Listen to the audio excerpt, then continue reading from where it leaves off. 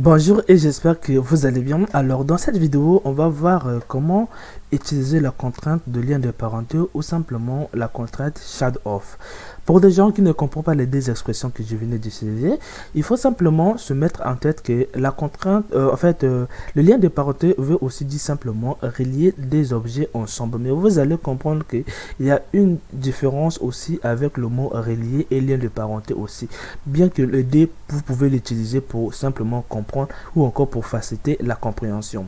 Donc pour cela, la contrainte lien de parenté nous permet de relier un objet à deux objets par exemple ou encore plusieurs objets, ce qui ne se fait pas avec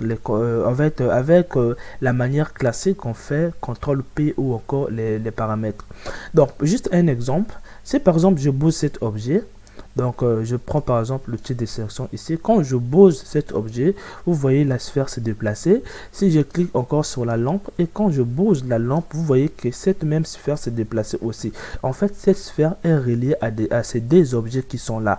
Mais pour quelle est sa différence avec simplement relier un objet et lien de parenté?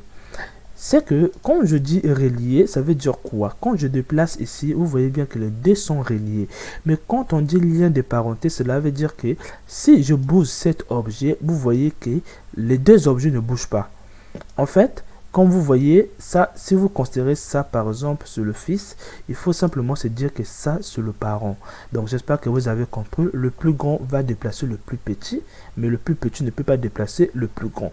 Alors, une fois que vous avez compris, on va créer un nouveau projet. Et on va créer par exemple une sphère. Donc vous pouvez prendre n'importe quel objet. Pour moi, c'est juste la manière de différencier les objets. Une fois que c'est ici, on va maintenant appliquer la contrainte de lien de parenté. Donc vous allez venir dans le menu de contraintes et vous allez venir prendre Shadow ici qui veut dire contrainte de lien de parenté. Ici vous avez le premier paramètre qui vous permet d'indiquer l'objet auquel vous voulez relier votre objet. Donc par exemple nous c'est le cube, c'est cette cube qui est là. Une fois que c'est fait, si je déplace par exemple cette cube, vous voyez bien que l'objet aussi se déplace. Mais ça va vous arriver aussi que imaginons que quand je déplace par exemple, j'ai une montre, quand si par exemple j'ai une montre, la montre sera reliée avec moi. Du coup, quand je vais bouger ma main ou encore quand je vais me déplacer, la montre va se déplacer avec moi. D'où les liens de parenté. Mais il y a une chose qui va se passer. Si je continue à relier la montre avec moi, quand je vais bouger la main, la montre ne va pas suivre la main. La montre suit le mouvement de tout ce que je fais et non de la main. Or, lorsque vous reliez la montre, vous allez le relier uniquement avec la main et non avec l'objet que je suis. Donc, d'où l'utilité d'un paramètre qui s'est apparu ici. Donc, si par exemple, je vais relier la montre précisément à moi, en fait, je peux le relier à moi, mais précisément à la main, vous allez le préciser ici. Donc, par exemple, si je vais relier cet objet précisément à ce coin qui est là uniquement, alors vous devriez rentrer à l'intérieur de votre objet. Donc vous allez venir en edit mode et vous allez sélectionner le point que vous voulez relier. Vous allez venir l'enregistrer, ce que vous avez eu à sélectionner ici. Donc vous allez créer un enregistrement et vous allez cliquer ici pour enregistrer. Vous allez revenir en mode objet. Une fois que vous êtes en mode objet, vous allez cliquer sur votre objet et vous allez venir sur les contraintes ici. Vous allez simplement indiquer ce que vous avez enregistré. Une fois que c'est fait, vous voyez que votre objet s'est déplacé. Donc si par exemple je fais G, rien de bon ne se passe. Mais si vous venez en mode edit et que par exemple je prends cet outil de sélection, si je fais G, vous voyez bien que l'objet en question se déplace. Mais quand je fais G ici, vous voyez bien que ça, c'est pas vraiment le déplacement. En fait, vous êtes en train de bouger les normales. Voilà pourquoi ça bouge un peu.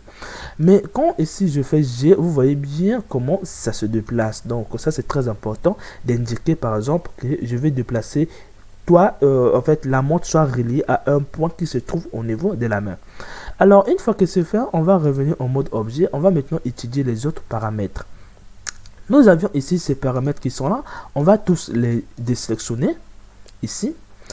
Alors, une fois que vous avez fait, il y a une chose que j'aimerais souligner, c'est que ça va parfois vous arriver de décocher ce petit objet qui est là, de laisser ce que vous avez enregistré plusieurs points. il faut mettre en tête que lorsque vous avez plusieurs objets, d'ailleurs, il faut mettre en tête, lorsque vous avez plusieurs objets, ça veut dire que vous avez aussi plusieurs points.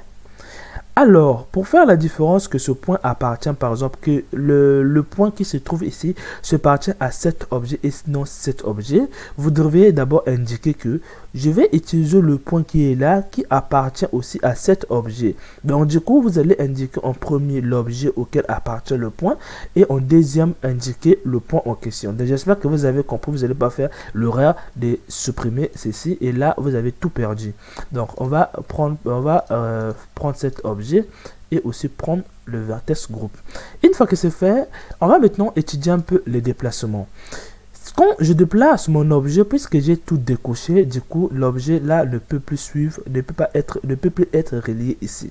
Mais imaginons que je veux relier cet objet quand cet objet fait ses actions sur l'axe X.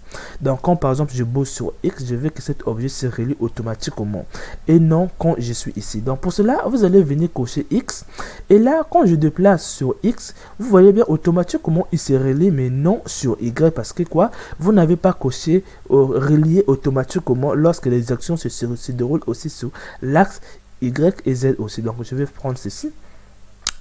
Maintenant, au niveau de la rotation, ici, ça va vous arriver que lorsque, par exemple, vous faites une rotation RY sur l'axe Y, vous voulez automatiquement, cet objet doit se relier lorsqu'il y a une rotation au niveau de l'axe Y. Alors, de ce fait, vous allez venir sur votre objet, vous allez cocher l'axe Y. Mais attention, il y a deux erreurs à ne pas faire. Votre première erreur ici, donc c'est par exemple vous faites RY ici, je pense qu'il y a une chose que je dois décocher, par exemple X. Votre première erreur ici, c'est que si vous n'avez pas ici, supposons seulement ici, si vous n'avez pas ici coché tous, quand vous allez faire RY, et là, vous n'allez pas obtenir quelque chose de bon. C'est parce que quoi, vous n'avez pas autorisé les déplacements dans certains axes. Donc du coup, vous ne pouvez pas avoir totalement le déplacement. Donc pour avoir une bonne rotation, vous devriez simplement faire relier ici. Et là, vous allez avoir une bonne rotation. Donc je vais faire par exemple ici RY. Et là, vous avez bien une bonne rotation.